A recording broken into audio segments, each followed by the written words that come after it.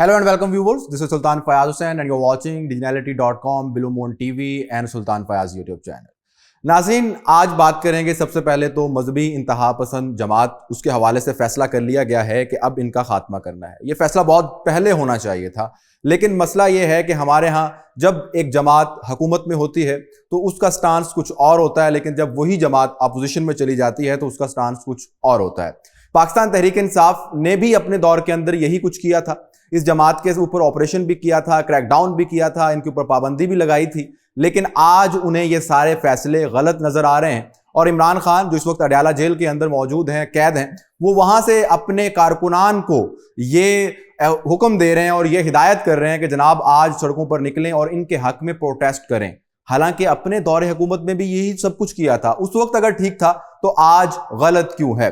दूसरी बात यह है कि कब तक इन लोगों को इजाजत दी जाए कि इस तरह से ये इंतशार फैलाते रहें, इस तरह से ये इंतहा पसंदी फैलाते रहें। इस मुल्क के अंदर आज रहना, जीना, सांस लेना दुश्वार हो चुका है। आप अपनी मर्जी से जो है यहाँ पर कपड़े तक नहीं पहन सकते, और क्या करेंगे आप। ख़वातीन के लिए बहुत सारे मसाइल हैं, इसके अलावा जो दीगर अक़लीतें हैं उनके लिए बहुत सारे मसाइल हैं। वो अपनी इबादत नहीं कर सकते। वो जो है यहाँ पर शिया सुन्नी और ये सब कुछ ये इन्हीं की देन है, ये इन्हीं लोगों की देन है। ये सिर्फ और सिर्फ या एक अक़लियत के खिलाफ नहीं है, ये अपने मजहब के अंदर जो मुख्तलिफ मकातिब फ़िक्र हैं या जो कि मुख्तलिफ फ़िरके हैं, उनके भी एक दूसरे के इसी तरह से इंतहा पसंदी और शिद्दत पसंदी है, और उसकी वजह इसी किस्म की जमातें हैं। अगर इन जमातों पर पाबंदी लगाई जा रही है और इनके खिलाफ क्रैकडाउन किया जा रहा है तो ये बहुत अहसन इकदाम है, और पाकिस्तान की जितनी भी सियासी जमातें हैं उनको भी चाहिए कि वो इसके अंदर अपना हिस्सा डालें और इस अमल की जो है वो सपोर्ट करें।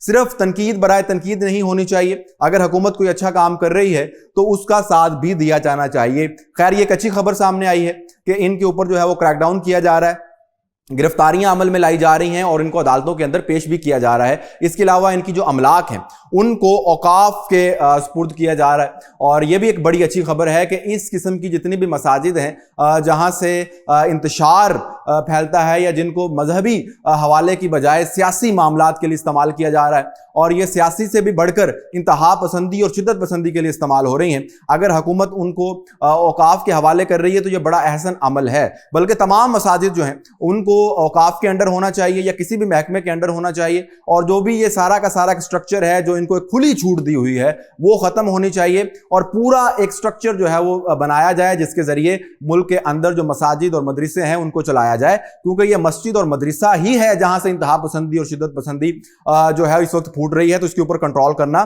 बहुत जरूरी है। नाज़रीन, अब आगे बढ़ते हैं और बात करते हैं सुहेल अफरीदी साहब की। सुहेल अफरीदी साहब खैबर पख्तूनख्वा के वजीर आला जो है वो नामजद हुए, फिर मुंतखब भी हो गए और अब हलफ भी उठा लिया है, और उन्होंने बाकायदा तौर पर अपना जो मनसब है वो संभाल लिया, अपनी कुर्सी पर बैठ गए हैं।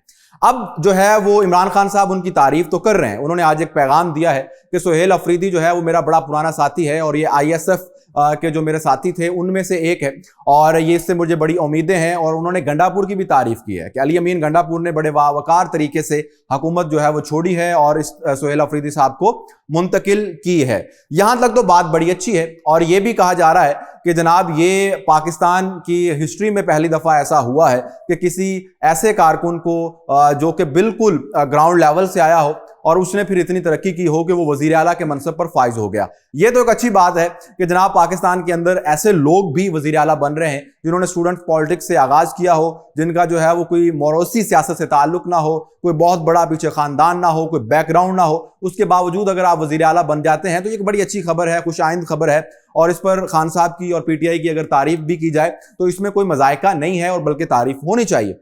लेकिन अब जो खबरें आ रही हैं वो ये हैं कि ये गंडापुर साहब को हटाने के बाद सुहेल अफरीदी साहब जिनको नामजद किया गया था वो दरअसल इमरान खान साहब ने नामजद नहीं किया, बल्कि ये नामजद किया है मुराद सईद ने। इससे पहले ये भी खबरें आ रही थी कि कोई दो खवातीन हैं, बुशरा बेगम और मिशाल यूसुफ ज़ईद की तरफ इशारे हो रहे थे कि उन्होंने ये फैसला करवाया है और इमरान खान साहब से गंडापुर को हटवा कर इसको लाया है सुहेल अफरीदी को। लेकिन अब ये खबरें आ रही हैं कि इस सारे मामले के अंदर जो कन्विंस किया है वो किया है मुराद सईद ने, और मुराद सईद लेकर आए हैं सुहेल अफरीदी को बतौर वजीर आला सामने। यह भी दावा किया जा रहा है कि जो खान साहब हैं उन्होंने तो जो है वो सुहेल अफरीदी का नाम भी नहीं याद था और वो उनको जानते नहीं है। सिर्फ इस हद तक कि कहीं मुलाकात हुई होगी, कहीं आईएसएफ के उसमें जलसे जुलूसों में, या इधर जो है वो असम्बली के बतौर, क्योंकि वो एमपीए भी थे तो वहां पर मुलाकात हुई होगी, लेकिन उस तरह से उनको उनकी जान पहचान नहीं थी, उस तरह से उनको नहीं जानते थे। लेकिन मुराद सईद ने कन्विंस किया है। अब यहां पे बड़ा सवाल यह है कि मुराद सईद साहब तो रूपोश हैं और जो पाकिस्तान के रियासती इदारे हैं वो उनको ढूंढ रहे हैं, उनकी गिरफ्तारी अमल में लाना चाहते हैं, और खान साहब अडयाला जेल के अंदर हैं। तो इनके दरमियान जो राब्ता है वो किस तरह से है और ये किस तरह से एक दूसरे को जो है वो पैगामात पहुंचा रहे हैं, और किस तरह से ये जो सारी के सारे मामला चल रहे हैं। और मुराद सईद इतना ज्यादा इन्फ्लुएंस्ड है पार्टी के अंदर कि वो वजीर आला का फैसला करवा सकता है, वो वजीर आला को हटवा सकता है, वजीर आला को बनवा सकता है। तो मुराद सईद के पास ऐसी क्या गिद्दड़ संगी है। और उसके बाद फिर ये जो पूरा का पूरा इनका पॉलिटिकल स्ट्रक्चर है, ये पूरी की पूरी इनकी पार्टी है पाकिस्तान तहरीक इंसाफ, इसकी जो क्यादत है इस वक्त, डॉक्टर गौहर जो चेयरमैन है, सलमान अकरम राजा हैं और दीगर क्यादत है, फिर इसकी क्या हैसियत है कि अगर एक रूपोश शख्स जो है वो इतने बड़े बड़े फैसले करवा रहा है, तो फिर इन सब का क्या लेना देना है पार्टी में, और फिर ये क्यों इन जो है वो मनसब पर बैठे हुए हैं। तो इनको भी चाहिए कि थोड़ी सी, वो ख्वाजा आसिफ साहब ने कहा था कि शर्म होती है, हया होती है, तो अगर थोड़ी सी शर्म और हया होती है तो खान साहब से पूछें कि भाई अगर हमें आपने ये मनसब नवाजे हैं या हमें इन कुर्सियों पर बिठाया है तो फिर हमें फैसला करने की भी इजाजत दें। अगर आप फैसला नहीं कर सकते, आपके पास कोई इख्तियार ही नहीं है, आप सिर्फ एक कार्टून है और अपने आप को जो है वो एक नीचा दिखाने की कोशिश हो रही है, इससे अलावा तो और कुछ नहीं निकल रहा ना। आपका पॉलिटिकल स्ट्रक्चर तबाह हो रहा है।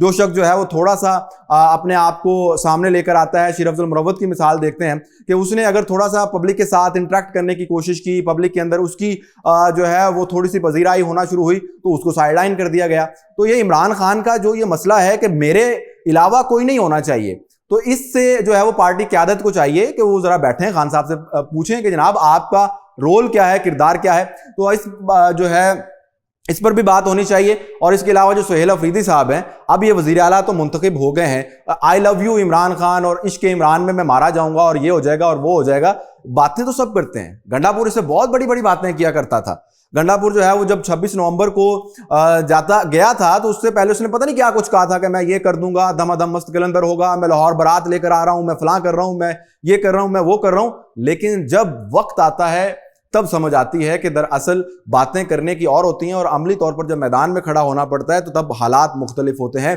तो सुहेल अफरीदी साहब अभी जो कुछ मर्जी करते रहें, लेकिन जब वक्त आएगा तो ये भी गंडापुर से मुख्तलिफ साबित नहीं होंगे। अब चलते हैं अगली खबर की तरफ। अलीमा खानम जो कि इमरान खान साहब की बहन है, उनके वारंट गिरफ्तारी जारी हो गए हैं 26 नवंबर के हवाले से। और इसके अलावा जो प्रोटेस्ट हुआ था उसके अंदर ये भी शरीक थी और सामने बढ़ चढ़ कर आ रही थी, तो इनके भी वारंट गिरफ्तारी जारी हो गए हैं और इनको गिरफ्तार करने का हुक्म दे दिया गया है। इमरान खान साहब पहले जेल में हैं, उनकी बेगम जो है वो पहले जेल में है, उनका जो भांजा है हसान न्याजी वो पहले जेल में है। अब अलीमा खानम जो है वो भी उनके भी वारंट गिरफ्तारी जारी हो गए हैं। तो अब इस पर बहुत सारे लोग तनकीद करेंगे जी कि इनके वारंट गिरफ्तारी क्यों जारी हो गए हैं और जी इमरान खान के खानदान को जो है वो बनाया जा रहा है, निशाना बनाया जा रहा है। तो जब आप इस तरह से पॉलिटिकली आकर खड़े होंगे और फैसलों में असरअंदाज होंगे, प्रेस कॉन्फ्रेंसेस में आप शामिल होंगे और पार्टी के अंदर आप पूरा का पूरा एक ग्रुप चलाएंगे, तो फिर आपके ऊपर मुकदमात भी होंगे और फिर उन मुकदमात की वजह से आपके वारंट गिरफ्तारी भी जारी होंगे और फिर आगे गिरफ्तारियां भी होंगी और फिर सजाएं भी होंगी। तो जनाब ये अलीमा खानम साहबा का जो है वारंट गिरफ्तारी जारी हुए हैं, ये भी खबर थी, मैंने कहा ये भी आपके साथ शेयर करना जरूरी है। तो नाज़रीन ये थी आज की खबरें जो कि हमने आपके साथ शेयर की। मजीद इस किस्म की खबरों और तज्ज़ियों के लिए हमारे चैनल को सब्सक्राइब कीजिए, कमेंट सेक्शन में जाकर अपनी राय का इजहार जरूर कीजिए और अगर वीडियो पसंद आए तो लाइक और शेयर भी लाजमी कीजिए। Good bye.